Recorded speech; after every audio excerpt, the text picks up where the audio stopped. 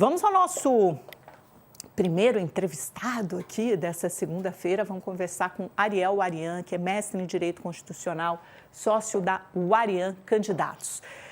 Ariel, o Congresso tem uma semana, assim, eu diria, bastante controversa pela frente, com dois assuntos: cassação de mandatos e PL da dosimetria. Vamos começar com a cassação de mandatos. O que está por trás dessa renúncia da Carla Zambelli? Isso muda alguma coisa em termos de direitos políticos, de preservação de direitos políticos para a deputada? Ou então, alguma outra interpretação da defesa dela de que possa ajudá-la, ajudar o caso dela para não extradição para o Brasil? Você vê alguma mudança em um desses sentidos? Olá, primeiramente bom dia, Amanda, bom dia, telespectadores do Mercado Aberto, tudo bem? Falando em relação sobre os direitos políticos, a decisão da deputada Carla Zambelli de renunciar ao mandato não tem implicação alguma sobre essa questão. Ela já perdeu os direitos políticos por decorrência do trânsito em julgado da decisão condenatória. Isso pode ter algum impacto do ponto de vista da extradição, que aí é uma questão muito mais da justiça italiana e como os advogados dela vão manejar isso lá na Itália, muito menos do que o impacto disso no Brasil. Jogando um pouquinho para frente, Ariel, quando a gente pensa no Alexandre Ramagem e no Eduardo Bolsonaro, nesses dois casos, tendo em vista a decisão do ministro Alexandre de Moraes, são dois casos diferentes, né? O Eduardo Bolsonaro por excesso de faltas, seria dar cumprimento ao regimento, à lei, e ele não é condenado a nada, né, por nada, e o Alexandre Ramagem, que já tem a condenação por tentativa de golpe transitada em julgado. No caso do Alexandre Ramagem especificamente, se a gente pensar na decisão do Alexandre de Moraes, do tipo, está condenado com trânsito em julgado, no caso da Carla Zambelli, cumpra-se, né? Seria quase que uma sanção assim protelatória, chancelatória da Câmara dos Deputados, um ritual necessário e não uma decisão em separado. O que diz o texto constitucional e o que você vislumbra aí, o que deveria ser feito no caso de Ramagem? Parecem casos que eles estão separados, mas eles têm, no fundo, do plano de vista constitucional, eles se parecem. Por quê? O texto constitucional ele determina que perderá o mandato aquele parlamentar que faltar mais de um terço das sessões legislativas. Esse é o caso do deputado Eduardo Bolsonaro, que já, neste caso, a Câmara de ofício, ou seja, sem precisar ser provocada, ela já pode declarar a perda do mandato. Ela também determina que perderá o mandato aquele deputado ou parlamentar, né, que sofrer uma sanção, uma decisão judicial condenatória transitada em julgado. Entretanto, neste último caso, o texto constitucional ele determina que a Câmara decidirá se haverá perda ou não do mandato. O que o STF tem entendido? O STF tem entendido de que quando a condenação levar necessariamente à perda do mandato ou às faltas, por exemplo, vamos dizer o caso, ele vai ser condenado a ficar 2 anos em regime fechado. Ele necessariamente ele vai perder o mandato por falta. Não necessitaria da decisão da Câmara. Então o STF tem decidido que nestes casos a perda de mandato é imediata. E por que ele vem entendendo isso? Por vários motivos, e a principal é a questão de representação institucional. Vou dar o exemplo da deputada Carla Zambelli, por exemplo.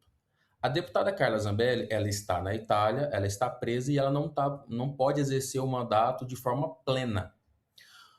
Ela teria direito de indicar 37 milhões de reais de emendas parlamentares para o Estado de São Paulo.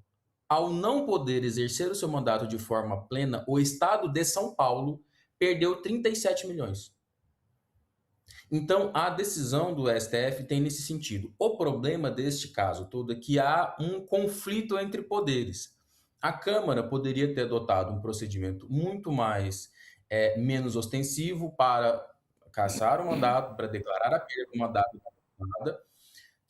e o STF também numa decisão menos ostensiva. O problema é que os poderes parece que não estão em diálogo, eles estão em conflito. E aí, o que me parece é que se a posição do presidente da Câmara for para baixar a fervura, vamos baixar a bola, ele declararia a perda do mandato do deputado Ramagem de imediato. porque a condenação dele, salvo engano, não sei, o que parece, ela transitou em julgado, ele já teria perdido o mandato por essa interpretação do STF. É até quase uma conclusão lógica, né? Obviamente, se ele está preso em regime fechado, no caso do Alexandre Ramagem foragido, ele não está exercendo a função dele como parlamentar. Por que que a gente deveria, o público, né, a população deveria considerá-lo parlamentar, deveria se considerar representada por ele e ainda pagar as custas imensas da manutenção de um gabinete legislativo, né? Além disso, é um prejuízo para os cofres públicos, é um desperdício de dinheiro, ficou muito claro. Agora, Ariel, no caso do PL da dosimetria, só para a gente fechar muito rápido, como é que fica essa questão? Porque, assim, tentando beneficiar os condenados pelo 8 de janeiro e o presidente Jair Bolsonaro, eles acabaram fazendo uma barbeiragem no texto que abre as portas para que criminosos por outros crimes, com ou sem violência, sejam beneficiados com uma progressão de pena menor. Em vez de, acho que 20% ou 25% do tempo em regime fechado, eles sairiam por 1/6 da pena. Então, você volta para o momento anterior a 2019, antes da aprovação do pacote anticrime, quando Sérgio Moro era ministro da Justiça do governo Bolsonaro. É uma contradição com o discurso da direita que prevê mais punição e acaba afetando até o PL, a lei antifacção aprovada já na Câmara e no Senado. Conta para a gente por quê, o que está acontecendo e como pode ser remediado. Exatamente, como você colocou, Amanda, eles tentando beneficiar as pessoas que foram condenadas pelos atos do 8 de janeiro, eles criaram um texto legislativo que, ao meu ver, ele padece de alguns problemas, porque se foi essa a intenção, ela atingiu a intenção e foi até mais do que isso. A primeira questão é que eles separaram os crimes de golpe de Estado e abolição violenta do Estado de Direito, porque diversas pessoas foram condenadas pelos dois crimes.